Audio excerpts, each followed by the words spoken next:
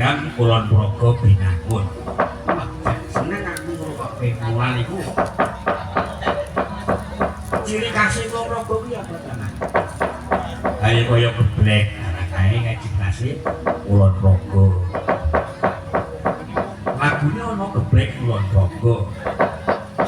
Liyane kuwi tempe besengek. Utawa tempe bengo iso gawe lagu tempe besengek iki ya. Lagu tipe sengek kepiye iki ora. Yo lagune piye dadak.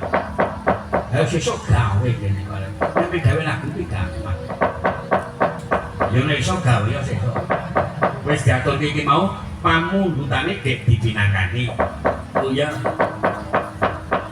Sing ngrasake saka warga Jogoan utawa saking remaja Jogoan sing disepuhi Bapak Suryo. Apa Mak? Pepeling. Oh ya.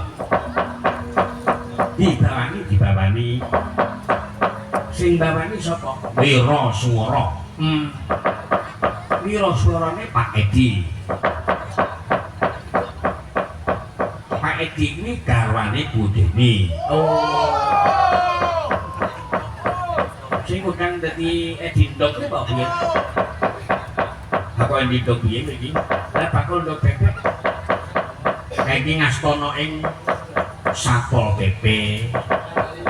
Oh, lah rak ngono. Ya usahane nomor gawe ndok kasir. Oh, lah rak ngono.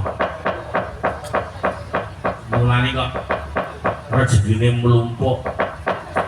Wis bengi wayangan awan isih usaha ana apa jenenge gawe ndok isih dadi Pol PP wae. Sing itu isih dadi pendamping budaya.